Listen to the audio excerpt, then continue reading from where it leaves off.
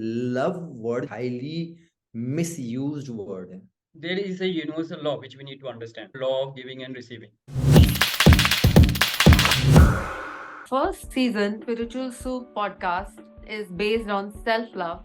So what is your point of view on self-love? Why don't you think that isn't it kind of a selfishness?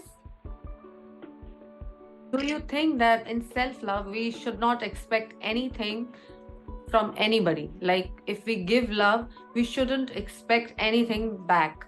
See, there is a universal law which we need to understand.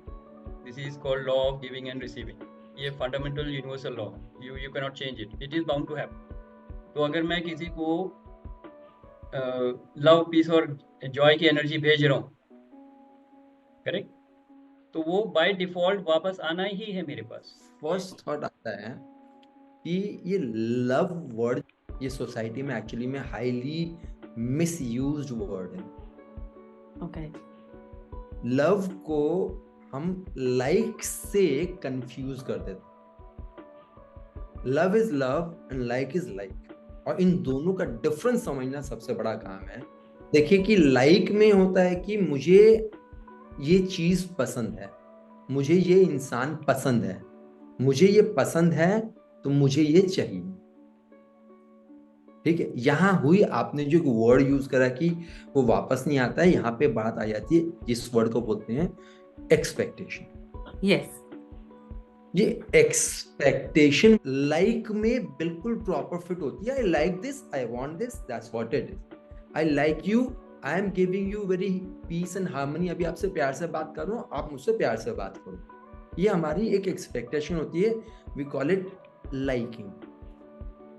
लेकिन जहां love आता है ना, universally love का मतलब सिर्फ देना and कुछ भी एक्सपेक्ट नहीं करना, ये लव होता है। What if I give love to somebody and I'm not getting it back? ये यूनिवर्सल लॉ है। टाइम लग सकता है। क्यों टाइम लग सकता है? जैसे मान लीजिए मैं ए हूँ और मैं बी को लव पीस एंड जॉय की एनर्जी भेज रहा हूँ, और वहाँ से मेरे को एंगर और हेट्रेड और जेलसी की एनर्जी वापस आ रही है। यही आप बोल रहे हैं ना कि वापस नहीं आएगा। वापस नहीं आएगा मतलब लव वापस नहीं आ रहा, तो कुछ और आ रहा है। एंगर आ रहा है, वायलेंस आ रहा है, एग्रेशन आ रहा है। क्यों आ रहा है?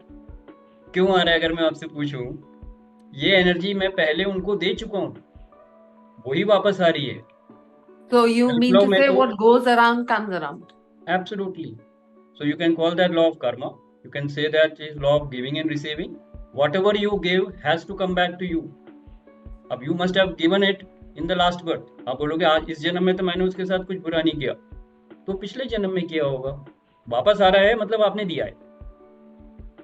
अब अगर आप लव पीस और जॉय की एनर्जी भेजोगे तो घूम फिर के वो वापस आएगा। जब बाकी सारी चीजें खत्म हो जाएंगी तो ये वापस आएगा।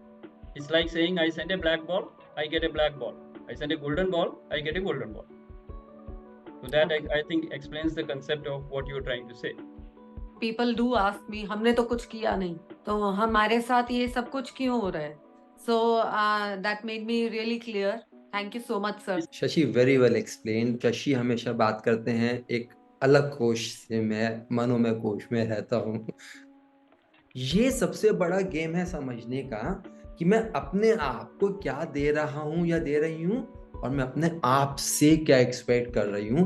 अगर हम इसकी अलाइनमेंट हमने समझ ली तो हमारा धीरे धीरे ये जो मिसयूज वर्ड है ना, लाइक और लव, वो खत्म हो जाएगा। क्योंकि लव माइंड लेवल पे बोलते हैं, यहाँ पे अटैचमेंट नहीं होना चाहिए, मोह वाला संस्कार उसमें फंसना नहीं चाहिए। लव में सिर्फ देना है। माँ अपने बच्चे को प्यार, जब छोटा बच्चा होता है उसको दूध पिलाती है, उसको सब कुछ देती है, इतनी सेवा करी, मैंने अपना पेट काट के इसको पाला। होता है ना कई घरों में उनके पास फाइनेंशियल्स नहीं होते, अपने पेट काट के पालते हैं, तो क्या माँ ये एक्सपेक्ट करे कि बड़ा हो के ये अपना पेट काट के मुझे खिलाए? अगर नहीं तो वो मदर का लव है। लेकिन अगर वहां पर एक्सपेक्टेशन आ जाती है कि मैंने बच्चे के लिए इतना कुछ करा, बच्चा मेरे लिए करे, तो वो लव नहीं है, वो लाइक है। इसीलिए आपके प्रश्न का एक वर्ड बोल रहा हूँ, लेट्स क्लियरली डिफरेंशिएट। मेरे पॉइंट ऑफ व्यू से लव और लाइक दो अलग चीजें हैं। लव सिर्फ दिया जाता है और भूला जाता है। Your answer has given me another question. What is attachment?